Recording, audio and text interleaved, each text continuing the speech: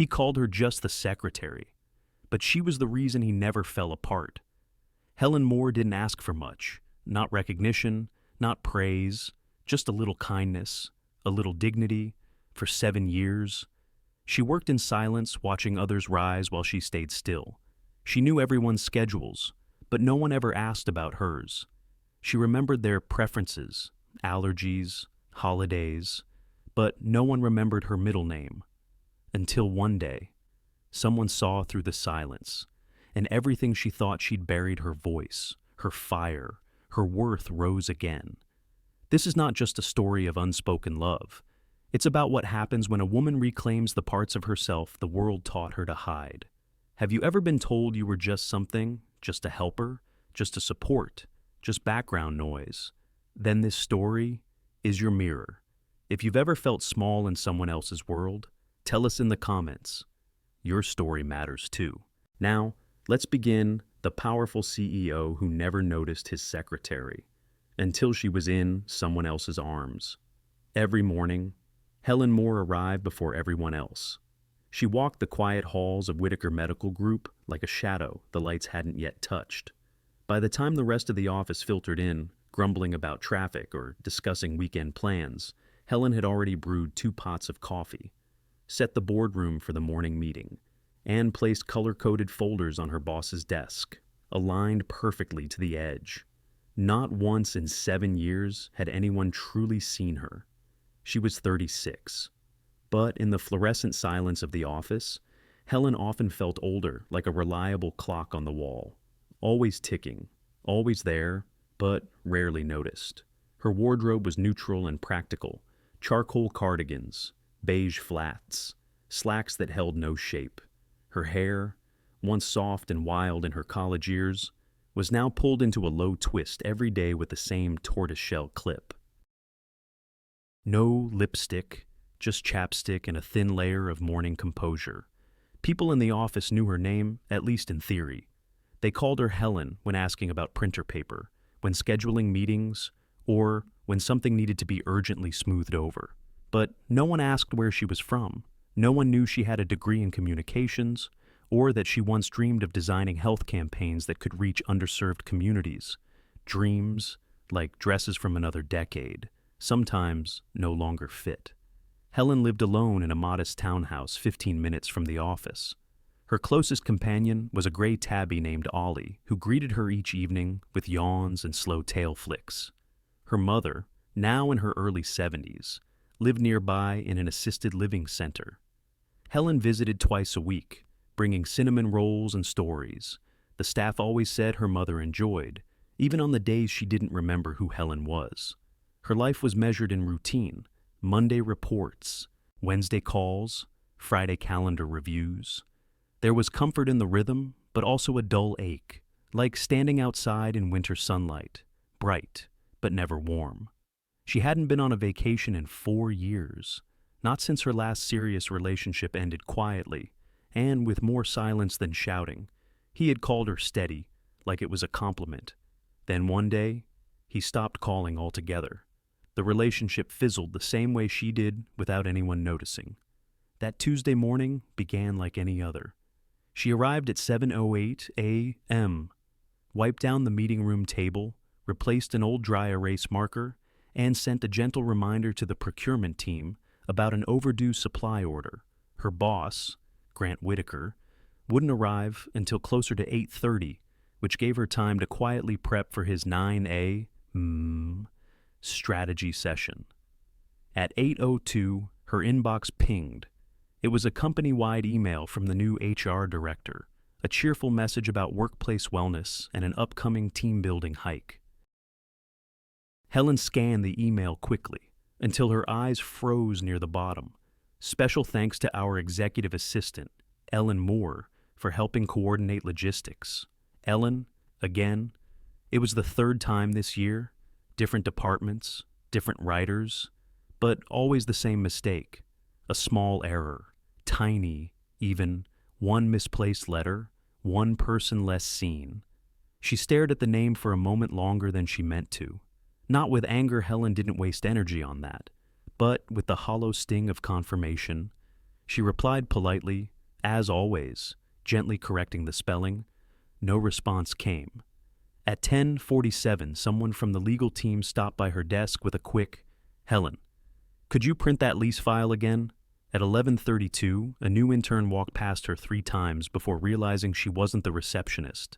At 12:15, she ate a turkey sandwich alone at her desk. Later that afternoon, she helped fix the office printer jam, then sat in on a strategy call where she was never acknowledged by name, but took all the notes regardless. By 6:10 p.m., most of the office had emptied out. Helen tidied the kitchenette, turned off the boardroom lights, and gathered her things. As she slipped on her coat and checked her phone, no new texts, no missed calls. She paused at the glass door leading to the hallway. Her reflection stared back at her, half illuminated by the exit sign behind. Hair pulled back, blazer buttoned, calm eyes, lips pressed into a practiced line. She exhaled. If she didn't come in tomorrow, if she didn't send the reminder emails, if she didn't fix the copier or set the meeting table or print the agendas, would anyone actually notice? Would anyone care beyond the brief inconvenience of her absence that night? After feeding Ollie and changing into sweatpants, Helen sat down with a cup of tea and opened her laptop. The email was still open. Ellen Moore. It sat there, indifferent and oblivious. She hovered the mouse over the signature line. For a moment, she imagined deleting her name entirely. No correction, no polite reminder, just silence. Let them wonder why the coffee wasn't made or why the lights were still off in the boardroom. But she didn't. Instead, she corrected it again. Kindly, professionally, quietly, because that's what Helen Moore did. Then she closed the laptop, reached down to scratch behind Ollie's ears, and let the quiet of the evening settle in around her.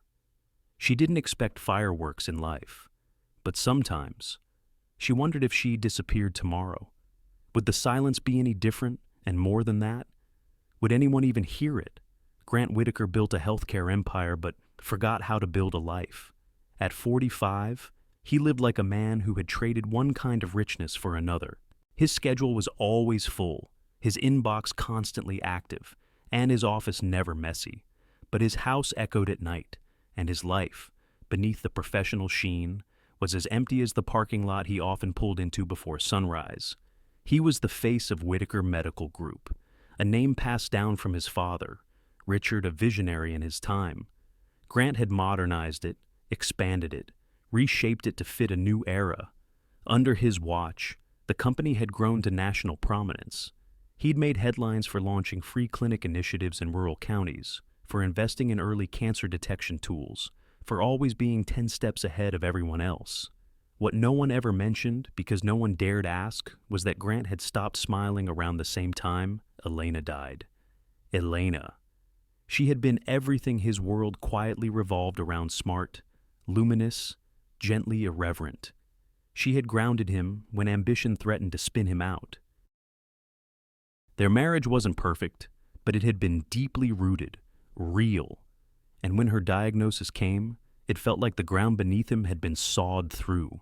He had done everything, consulted the best specialists, paid for experimental treatments, sat through nights on hospital chairs, but none of it had mattered. She had been gone for 5 years now. In that time, Grant didn't date, didn't attend social events unless required, and never, not once, let anyone close enough to ask how he was really doing. Instead, he built walls with policy decks and annual reports. He buried grief under spreadsheets. He grew the company like it was the only thing left that made sense. People said he was brilliant, focused, exacting. They were right. They just left out the part about him being lonely. Even his closest staff saw only the professional veneer. He kept conversations short, emails shorter, and his face unreadable. He didn't believe in praising what should be expected. If people did their jobs well, that was enough. Take Helen Moore, for example. She had been his executive assistant for 7 years. Reliable, precise, discreet. She managed his calendar like a chessboard, every move thoughtful, every piece in place. She made problems disappear before they reached his desk. She printed his board reports on linen paper because she remembered his offhand comment about how standard copy stock made things feel cheap. He noticed, of course. He noticed everything, but he never said so. He couldn't remember the last time he looked her in the eye. Maybe the first year she was hired, or perhaps that brief exchange in the elevator when his car had broken down. In any case, whatever warmth or connection had once existed between them had long been replaced by cool efficiency. He texted her instructions. Board deck needs edits. Reschedule 3 p.m. Add call W-Ba Lawson to Friday. She always responded promptly, always followed through. No questions. No reminders. It was, by all accounts, the ideal professional relationship, until it wasn't. Tuesday morning, while skimming through his week ahead, Grant paused at a calendar invite flagged in bold, National Healthcare Leadership Summit, Chicago, RSVP confirmed, travel scheduled, underneath it, in italics, reminder gala attendance requires registered guest, press coverage confirmed. His jaw tightened. He had hoped to skip that part. The summit itself was fine panels, policy talks, investor briefings, all within his comfort zone. But the gala, that was another story. It was formal, heavily photographed, and worst of all, social. The kind of event where attendees were expected to bring someone, not just for optics, but for appearances of stability, connection, humanity. He'd gone to this very event with Elena years ago. He could still picture her in that navy silk dress, brushing lint from his lapel before they walked into the ballroom. They had danced once that night, just once. It was slow and quiet, tucked into the back corner of the floor. But he remembered it more vividly than any business pitch he'd made that year. Since her passing, he had avoided any event that hinted at partnership. But now, he couldn't. The press would be there, investors. Grant showing up alone again might read as isolated, inflexible, out of touch. He opened his phone contacts, scrolled. One woman had moved across the country. Another had ghosted him after a single awkward dinner. A third was already married, and the rest felt too complicated, too inappropriate, too performative. What he needed was someone he could trust, someone who wouldn't turn it into something it wasn't, someone poised, calm, predictable, unthreatening. His eyes drifted to the office glass door. Through the frosted panel, he could just make out the silhouette at the front desk, shoulders squared, posture straight, hands dancing across the keyboard. Helen. She was already planning the logistics for his trip. She probably knew the gala start time better than he did. She wouldn't say the wrong thing. She wouldn't treat it like a date. She was perfect, professional, polished, safe. He hesitated, then typed a quick message. Can you step in for a moment? You need someone with poise, presence, and no risk of scandal. The room fell silent. Then someone said, Helen. It had started with a single phone call, short, apologetic, and infuriating. Grant's original +1 for the Chicago Summit Gala, an industry consultant he had once met at a board retreat, had called to say she wouldn't be able to make it. Something about a scheduling conflict, a family emergency, and a vague promise to catch up soon. Grant didn't argue. He barely listened. He simply ended the call, stared out the window, and let out a breath that tightened his chest on the way out. The gala was 2 days away. He had waited too long to ask anyone else. Not that he had a list. There was no one in his life he saw regularly outside the walls of Whitaker Medical Group. The idea of scrambling now, calling someone unfamiliar, creating the illusion of closeness made his stomach turn. But PR wasn't so willing to let things slide. You can't go alone, said Natalie Reyes, the company's media advisor, as she paced around the small meeting room outside his office. The press is watching. Last year they speculated you were isolating after Elena. This year, you need to look steady, composed, balanced. He gave her a look. This isn't a dating show. No, she said quickly, but public perception is part of the job. Grant, you're the face of this company. People are investing in you as much as your ideas. He rubbed his temples. So, What's your proposal? You need someone with poise, presence, and no risk of scandal. She paused. Someone who knows how to behave in that kind of room, who won't overshadow, but also won't disappear. That's when someone said it, from the corner, quietly, but clearly, Helen. The silence was immediate. Grant looked up from the table. Helen Moore, he repeated. Yes. Natalie nodded. She's discreet, smart, composed. She's already helping coordinate your schedule for the summit. And honestly, she glanced around the room. She knows your routine better than any of us. He didn't respond, not immediately. It was one thing to rely on Helen behind the scenes. It was another to bring her into the spotlight. Not because he doubted her capabilities, but because it blurred the one line he'd never crossed, bringing his professional world into the personal. Or maybe it was the other way around. Still, it was the only option that made sense. Later that afternoon, Helen received the invitation not as a request, but as a formal email from the executive office. She read it twice, then a third time. Request for attendance National Healthcare Summit Gala, Chicago, date Thursday. Attire formal, accompanying Mr. Grant Whitaker. No explanation, no personal note, no warning. She sat back in her chair, blinking. She had spent 7 years mastering the art of invisibility. Her name was rarely in the spotlight, and that was by design. She preferred her position in the quiet corners of strategy. She smoothed edges. She didn't step into the frame, but this was something else. She stared at the screen for a long time, hands still on the keyboard, unsure whether to laugh or panic. That's when she heard the soft chime of the elevator and the unmistakable voice that followed. Helen, her younger sister, Marcy, breezed into the lobby with a grin and a tote bag slung over one shoulder. She looked out of place amid the gray suits and beige walls, like someone had cut her from a brighter magazine and pasted her into the wrong setting.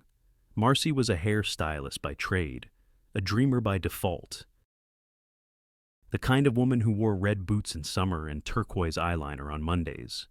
She had texted earlier, saying she'd swing by, but Helen hadn't expected her to show up now. I just came from a client uptown, Marcy said, placing the tote on Helen's desk. And before you ask, yes. I saw the email. Yes, I stalked the calendar. And yes, we are fixing this. Helen blinked, fixing what Marcy raised an eyebrow. You're going to a formal gala as the guest of a nationally recognized CEO. You can't wear one of your work cardigans and hope no one notices. Helen flushed. It's not a date. It's a business event. Marcy gave her a look. Even more reason to look like you belong in that room. That evening, against her better judgment, Helen let Marcy into her apartment and into her closet. What followed was a whirlwind of laughter, judgment, and half-hearted protests. Marcy tossed 2/3 of Helen's clothing onto the bed, declared most of it retirement chic, and then pulled out a navy blue sheath dress Helen had bought years ago but never worn. This, Marcy said, holding it up to the light, is our base. The next hour was a blur. Hair curled into soft waves. Makeup light but elegant. A borrowed pair of heels. A clutch. A little perfume. And finally, contacts, replacing the heavy glasses Helen always used as a shield. When it was done, Helen stepped in front of her mirror and paused. The woman staring back at her had the same eyes, the same lips, but everything else felt foreign, like she was stepping into someone else's life. One where she took up space, one where people might actually look. She touched the necklace Marcy had loaned her, something simple, silver, warm against her skin. "This isn't me," Helen whispered. "No," Marcy said softly, "but maybe it's a part of you you've forgotten." Helen didn't respond. She simply stood there, quiet, wondering. Would any of this matter? Would any of it change how the world saw her, or how he saw her? And more importantly, did she even want it to? He was expecting a secretary. What he saw stole his breath. The ballroom at the Hilton Grand Chicago shimmered beneath a cascade of crystal chandeliers. Soft music floated over the clinking of champagne flutes and the low murmur of conversation. Waiters in white gloves weaved between clusters of suits and evening gowns, and cameras flashed subtly in the corners. Grant had arrived early habit, not intention. He hated these things. The performative networking, the polished smiles. But this event was essential. Half the room represented the future of medical policy in the country. He needed to be seen, shake hands, make quiet promises behind tighter smiles. He was reviewing the evening's agenda near the main entrance when the doorman cleared his throat. "Your guest has arrived, sir." Grant turned without much thought, expecting the familiar outline, the same navy blazer, the quiet walk, the subtle nod of acknowledgement Helen always gave him. But what he saw was something entirely different. Helen stood at the threshold of the ballroom, like a vision from a dream he hadn't realized he'd been missing. Her dress was a simple black classic, elegant, sleeveless, fitted to her form, with a softness that spoke more of grace than glamour. Her hair, once always pinned or twisted, now flowed in soft waves over her shoulders, catching the golden light in a way that made her look almost unreal. No glasses, just those warm hazel eyes, open and searching. And when she saw him, she smiled. Grant forgot to breathe. The woman before him wasn't just his assistant in a different outfit. She wasn't professional Helen in fancy wrapping. She was someone he had never truly looked at before. Not like this. Not fully. And now that he did, he couldn't look away. He stepped forward, suddenly aware of how stiff his own tuxedo felt. "You look," he started, but the words trailed off. It wasn't like him to be at a loss. Helen tilted her head. "Like I showed up in the wrong movie." He blinked, then chuckled soft. "Genuine. Surprised." "I was going to say stunning." She blushed lightly but kept her posture steady. "Thank you. My sister made me do it." "I may owe her a thank you," Grant said before he could stop himself. They walked in together, the air around them filled with silent observations. People turned to look, not at him, he was always recognized, but at her. Some tried to place her. Others simply admired her presence. Helen, for her part, moved with calm assurance. She wasn't flashy, didn't command attention, but there was something unshakably composed in her step. Something grounded. She carried herself like a woman who belonged there, even if the room wasn't built with her in mind. Over the next hour, they mingled. Helen stayed close, but never clung. She greeted people with polite interest, held conversations about healthcare initiatives, and remembered names like she'd been doing this all her life. At one point, she and a senior foundation donor spoke at length about community outreach in low-income neighborhoods. Grant watched from a distance, glass in hand, pretending to listen to a biotech CEO, but his attention was elsewhere. There was a light in Helen's eyes when she spoke about the things she believed in. It was subtle but radiant, passionate, yet poised. He had worked next to this woman for 7 years. How had he never noticed this part of her? Or had she simply never been given the space to let it rise to the surface? As the live jazz band eased into a waltz, the dance floor began to fill. Helen stood near the edge, speaking with a retired hospital director and his wife. Her hands moved gracefully, her laughter soft but clear. That's when a man tall, silver-haired, familiar from earlier panels, approached her with a confident smile and offered his hand. Helen hesitated only briefly, then stepped onto the floor. Grant turned fully now, his expression unreadable. The man led her into the dance with ease. He was clearly experienced, his steps assured. Helen followed effortlessly, her body language open, relaxed. She smiled up at her partner, an easy, delighted smile that crinkled her eyes. One Grant had never seen before.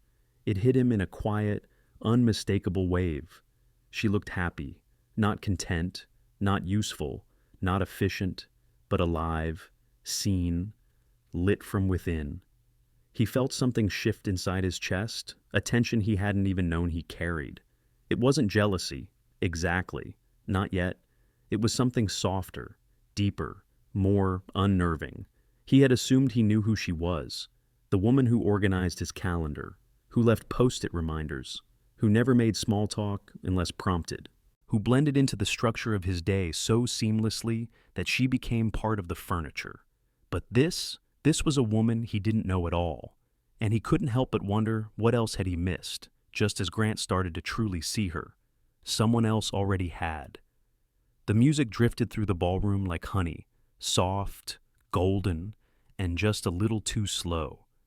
Grant stood at the edge, holding a half-empty glass of something he hadn't tasted. His eyes locked on the pair gliding across the floor.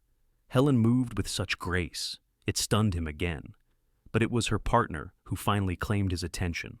Tall, confident, his salt and pepper hair just long enough to look intentional. A tuxedo that fit too well to be borrowed. He was speaking as they danced. Grant could tell by the way Helen tilted her head to listen, then laughed in that quiet way she did when genuinely charmed. They moved as though they had done this before, and in a way they had. Dr. Ethan Park.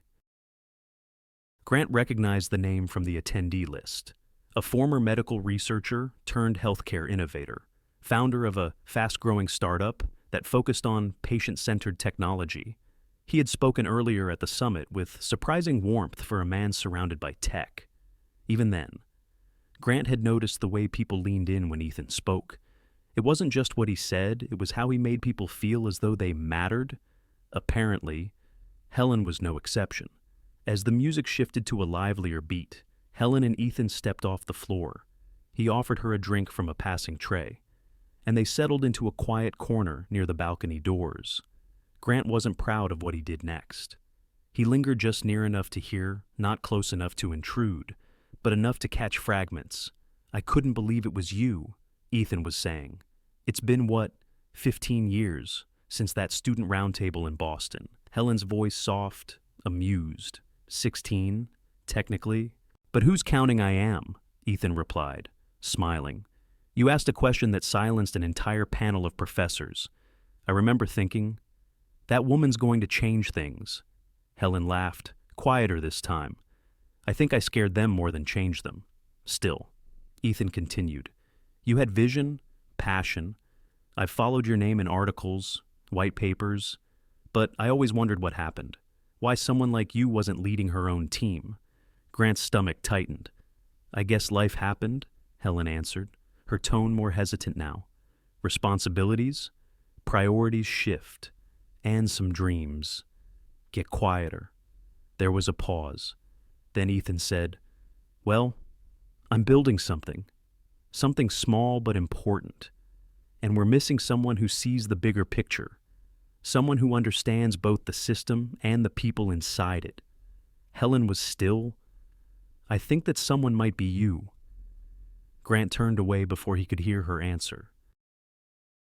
It felt like someone had reached into his chest and pressed down hard. He didn't understand it, not fully.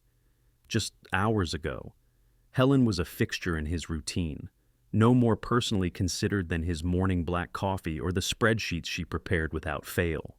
Reliable, quiet, efficient. But now she stood in his mind like a figure in a fog, slowly coming into sharp, beautiful focus. And someone else had seen her first. On the plane ride back to Minnesota, the hum of the engines filled the silence between them. Grant sat by the window, his eyes fixed on the endless dark city lights flickering like distant stars below. Helen was beside him, a book in her lap unopened. Her hands rested gently on the cover, but her gaze was far away. She hadn't said much since the gala, and neither had he. But in her stillness, Grant sensed something shifting. Not anger, not distance, something more subtle, reflection. She had been seen, valued, invited into a future that wasn't tethered to his. And while he sat, battling his unspoken regrets, Helen seemed to be reaching back quietly toward the parts of herself she had silenced long ago. The ambitious grad student who challenged professors. The woman who once believed she could change systems, not just manage them. He glanced at her, almost involuntarily. The makeup was gone, replaced by her bare face, still radiant, but softer now. Her hair, pulled into a loose bun, glasses back on. She looked more like the Helen he knew, and yet she didn't. Something had changed. Not the way she looked, the way she carried herself. Helen was no longer shrinking into the role others had given her. She was remembering who she'd been before she decided she had to disappear. And somewhere deep in his chest, Grant felt the ache of missed chances settle into something heavier. Regret. But beside it, fear. Because now that he had finally seen her, truly seen her, he wasn't sure if she still belonged to his world. You're not just my secretary. You never were. But it might have been too late. It had been a week since the gala. The office moved as it always did, meetings, memos, the low hum of conversation down the corridor. But inside Grant Whitaker's corner office, something had shifted. Papers were stacked but untouched. The calendar beeped but went ignored, because something was missing. Helen. She had returned. Yes, but different. She still arrived early, still delivered his briefing binder with precision, but she no longer paused, no longer asked about his day, and she no longer looked him in the eye. She had become careful, measured, distant, but not cold, and Grant hated it. He hated that he had noticed too late, hated that he had nothing but silence to offer on the plane when her world had just cracked open. And most of all, he hated that someone else had seen her, really seen her before he had found the courage to. On Thursday afternoon, after too many restless nights and one draft email he never sent, Grant finally said the words, "Helen, could you step into my office? Please."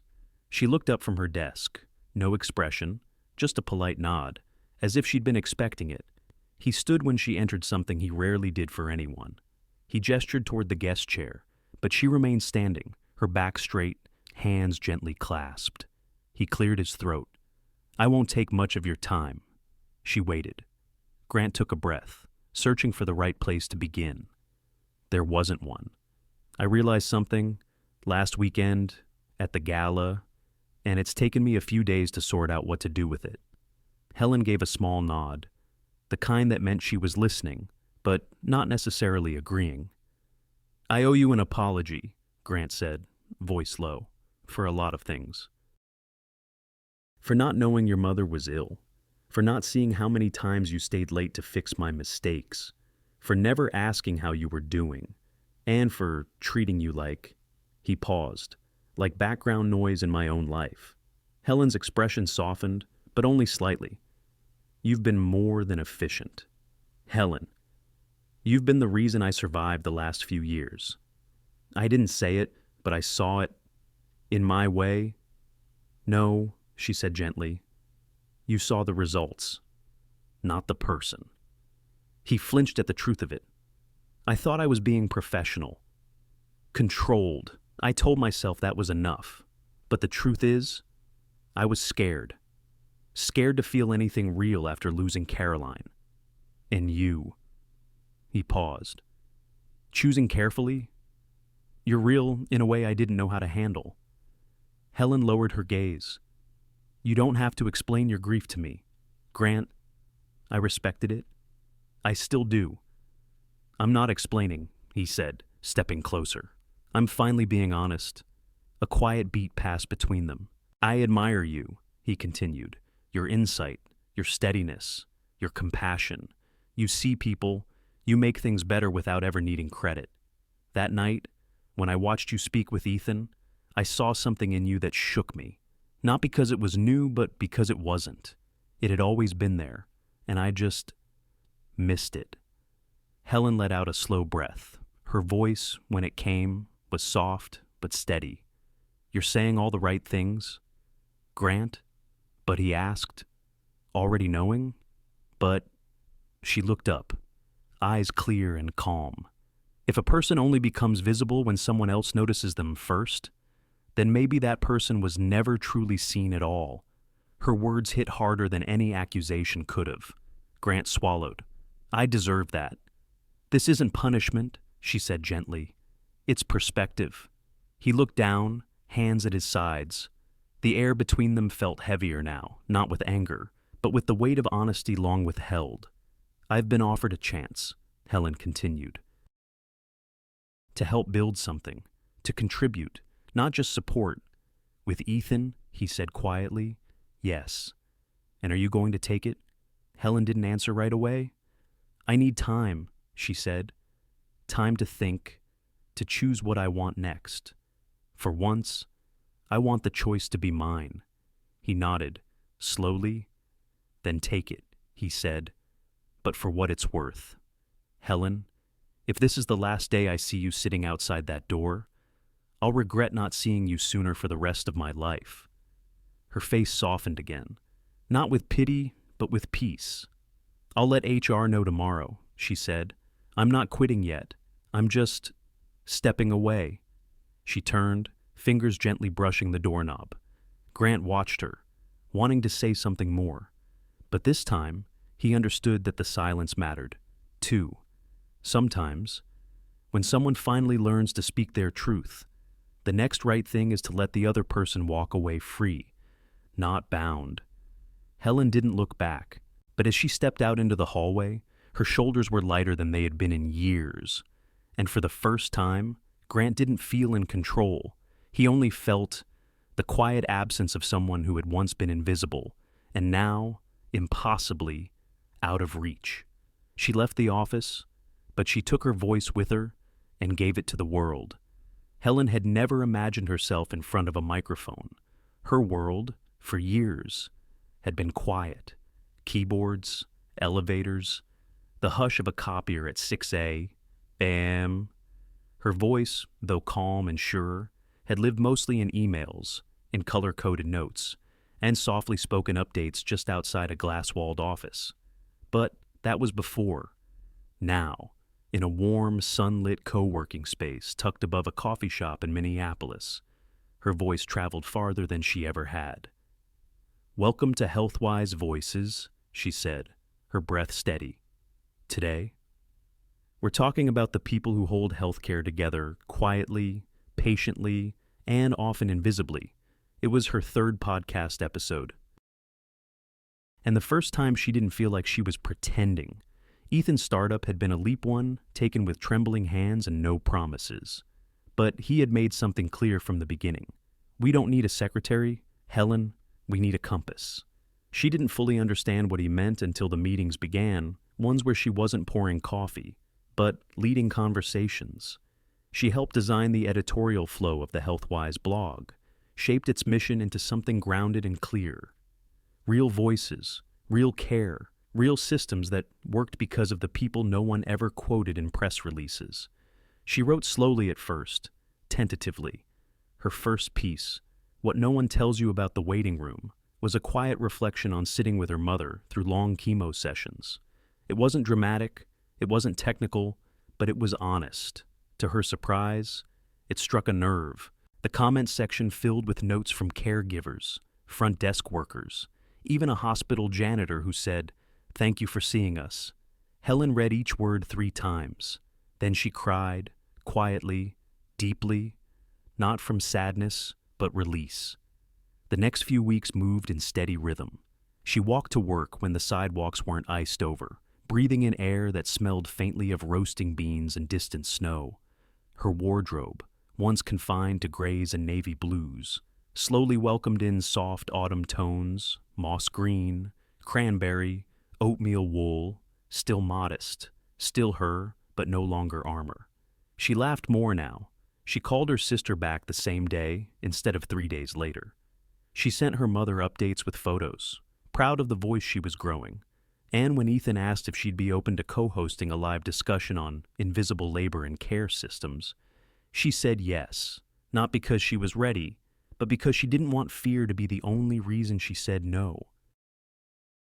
On a cool Friday evening, she stood at the front of a university auditorium with a headset mic clipped to her scarf. She was nervous, but not shrinking.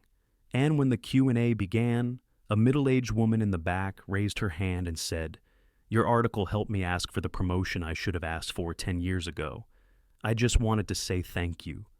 Helen blinked, then nodded, her hand gently pressing to her chest.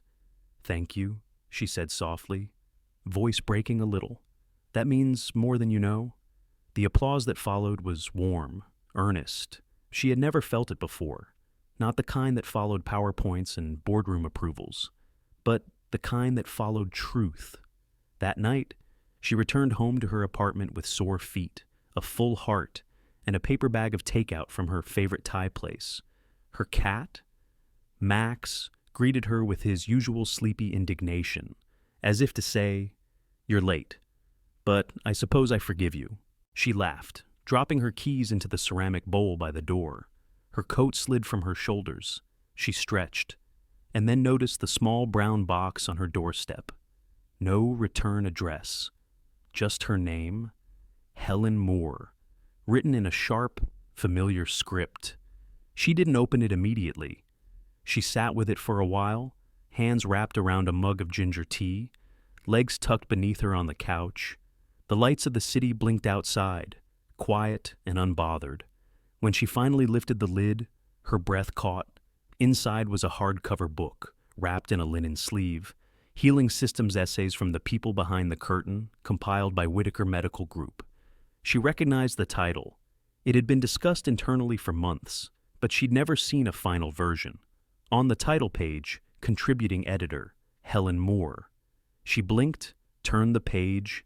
Inside, nestled between chapters, was a single folded note. "Helen, I read your pieces. I listened to your voice.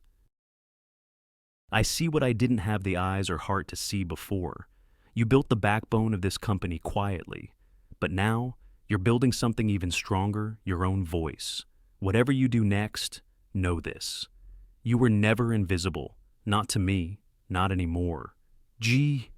She traced the edges of the page with her finger. No tears this time, just a stillness, a knowing. She closed the book and leaned back, the city still humming outside her window.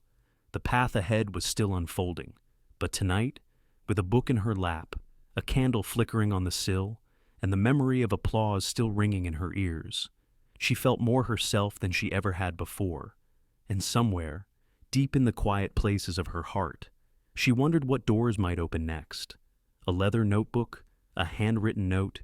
You were never just a secretary.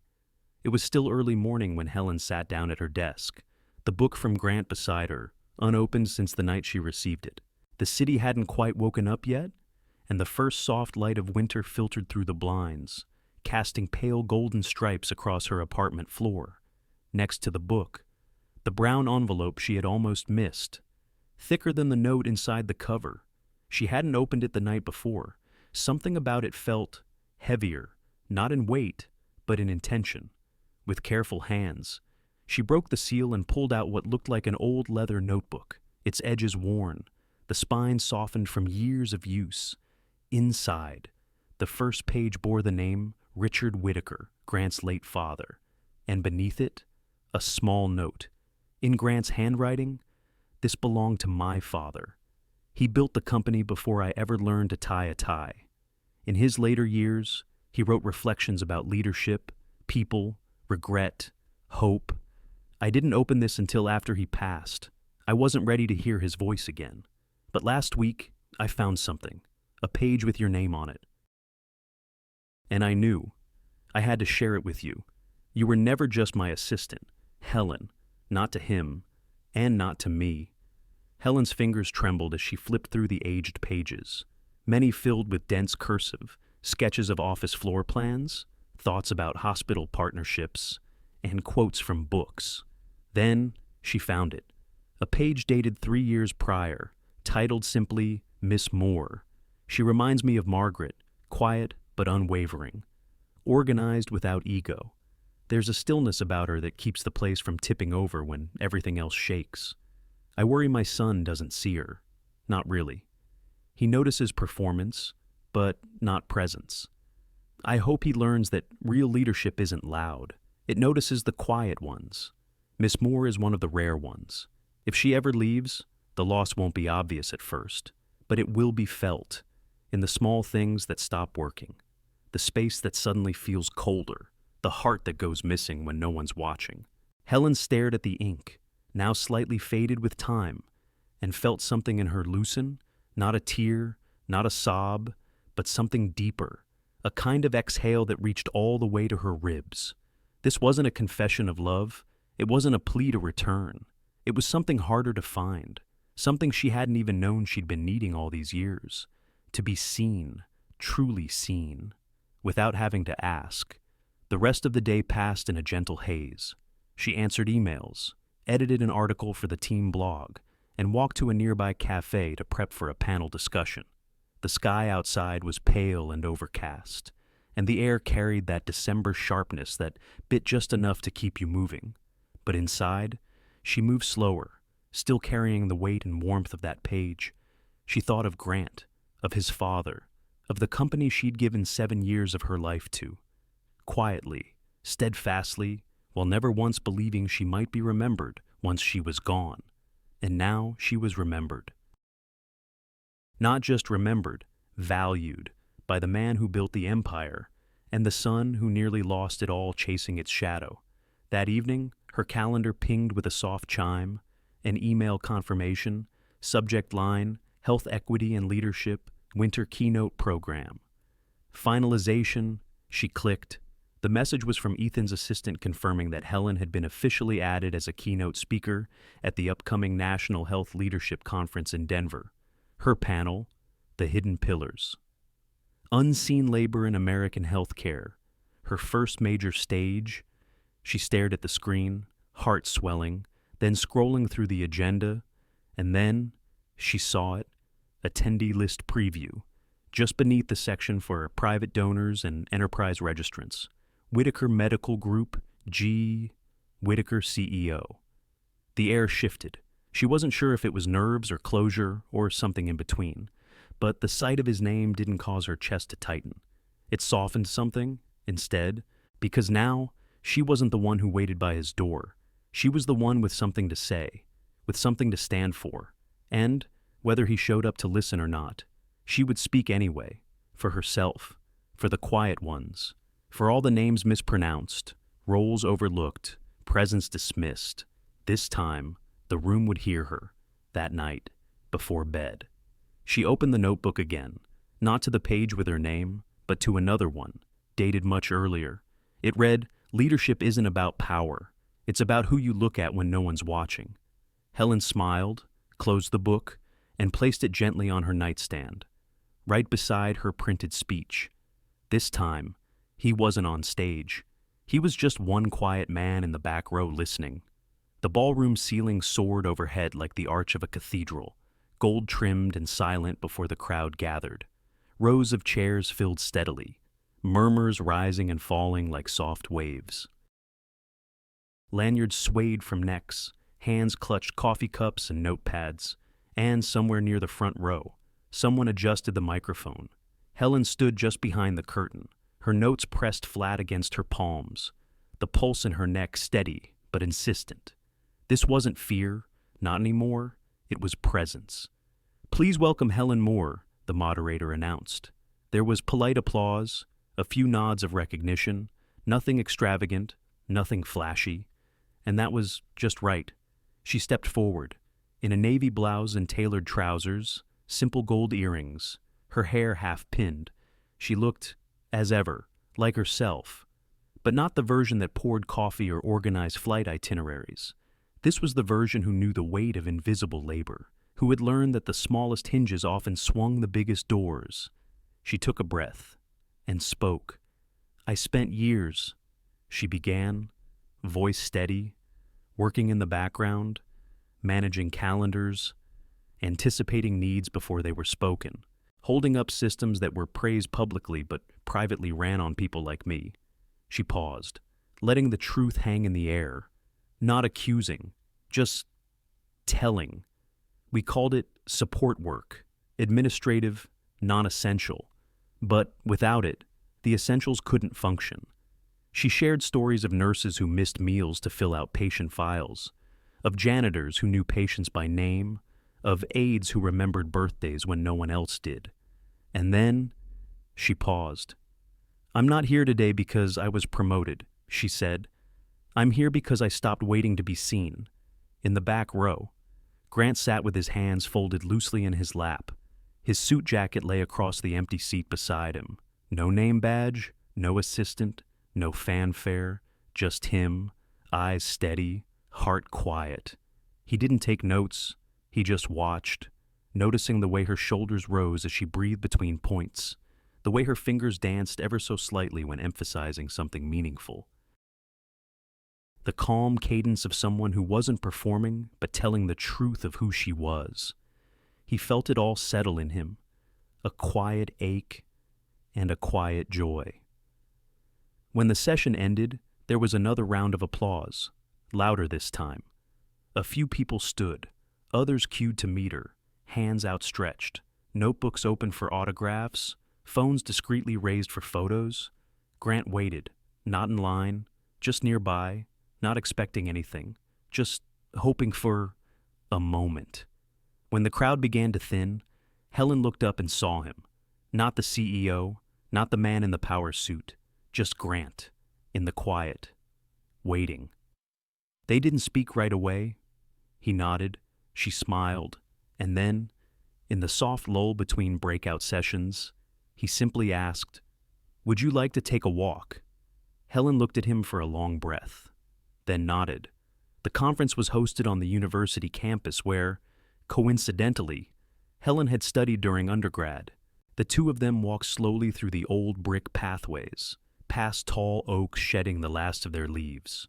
No destination, no agenda, just footsteps falling into rhythm, like they always had long before either of them realized it. "Your father," Helen said finally, "was a better writer than I expected." Grant chuckled softly. "He'd be pleased you said that. He always wanted to publish a book on leadership.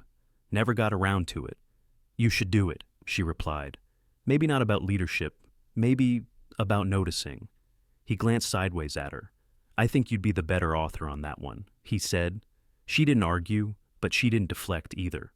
The path curved around a reflecting pond, where a few ducks waded and students sat hunched over notebooks. It was the kind of quiet that carried a certain kind of gravity, unrushed, respectful. "I didn't come here expecting anything," Grant said at last. "I didn't want to interrupt your space." "You didn't," Helen said gently. He paused, watching a leaf swirl on the surface of the water.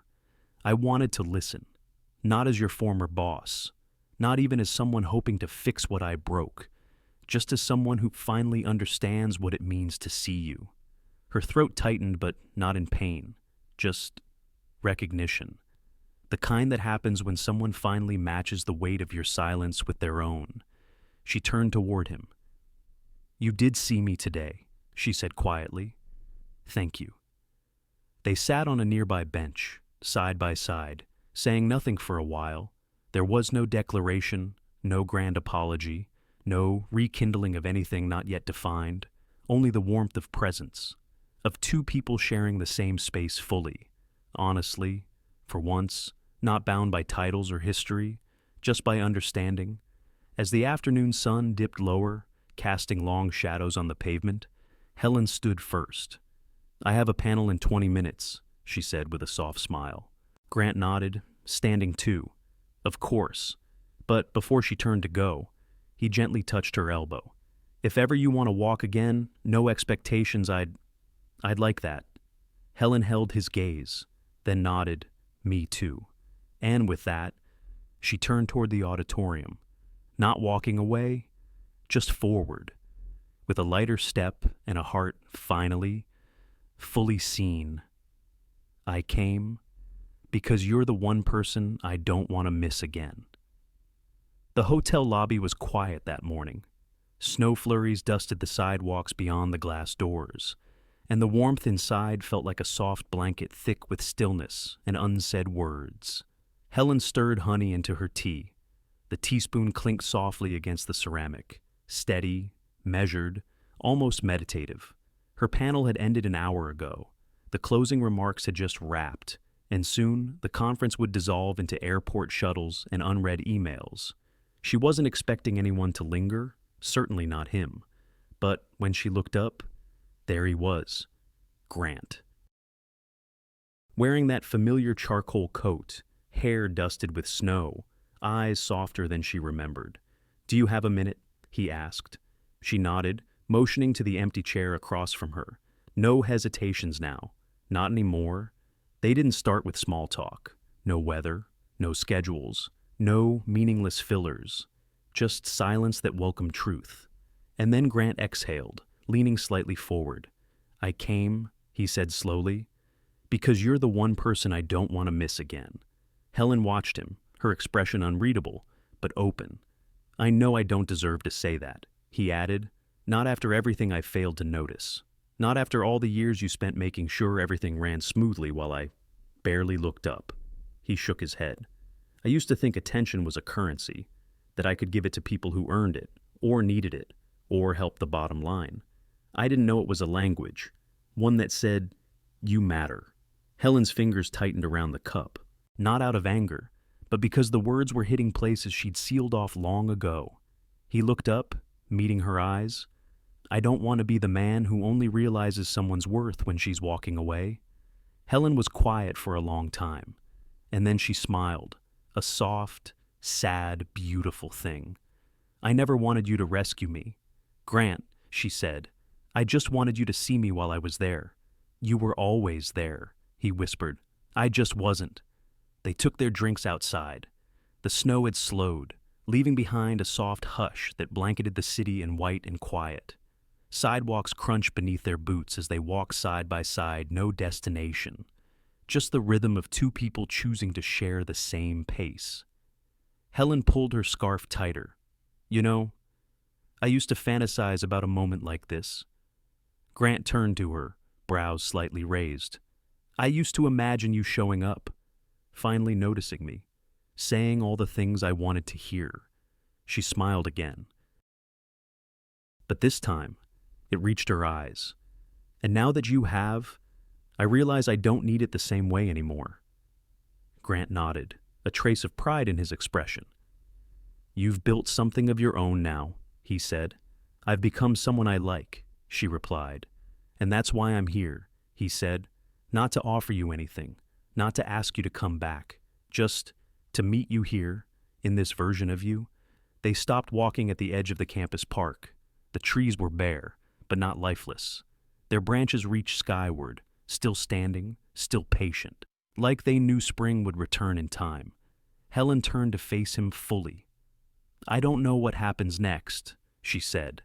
I don't know if this is a beginning or just closure. Grant's eyes searched hers. I don't either, he said, but I know I'd like to keep walking. Not ahead of you, not behind, just beside you. There was no kiss, no sweeping music, just the quiet joining of two lives once parallel, now cautiously intersecting. No promises, no need for them, only presence and choice. Later that evening, Helen stood at her hotel window, looking out over the snowy rooftops. Her phone buzzed gently beside her messages from Ethan about the next podcast topic, a thank you note from the conference coordinator, and one unread message from Marcy. You looked happy today? Not dreamy happy, just grounded. I'm proud of you. Sis. Helen smiled and typed back, I feel seen. For the first time in a long time, I feel exactly where I'm supposed to be. Grant, meanwhile, returned to his apartment in Chicago, a space once sterile, now warming with signs of change. A framed photo of his father on the bookshelf. Helen's signed copy of her keynote speech on the desk. A single orchid by the window, living, growing, quietly beautiful. He sat down and opened his laptop. For the first time in months, he didn't check stock prices or emails. Instead, he wrote, not to Helen, not yet, just to himself. You missed her once. Don't miss her again. Love isn't urgency. It's awareness. It's choosing to look not when someone demands it, but when they don't. That's how you know it's real. He saved the document, and for the first time in years, slept with the window open, in another city, in another apartment. Helen placed her cup down, walked to the mirror, and let her hair down for the night. No audience, no one to impress, just herself. And she smiled, not for him, not for anyone watching, just because she could. Because, finally, after all this time, she had become the person no one could overlook again, not even herself. Sometimes, The quietest people hold the loudest truths. Helen's story reminds us that being invisible doesn't mean being unworthy. It simply means the world hasn't learned how to look properly. Too often, we measure people by what they do for us, not by who they are.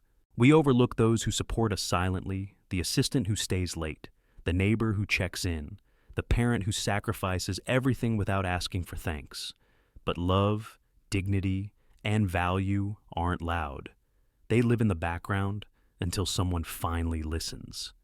This story isn't just about missed chances in love. It's about seeing the overlooked, about honoring people while they're still around, about recognizing the strength in kindness, the courage in consistency, and the beauty in those who choose to stay, even when no one notices. So, today, ask yourself, who are the Helens in your life? Have you thanked them? Have you seen them? It's never too late to truly see someone, and it's never too late to let yourself be seen. Thank you for spending your time with us today. If this story touched your heart, please consider giving it a like, sharing it with someone who needs to hear it, and subscribing to our channel for more stories that speak to the soul. Your support helps us continue sharing voices that deserve to be seen and heard. From our hearts to yours, thank you.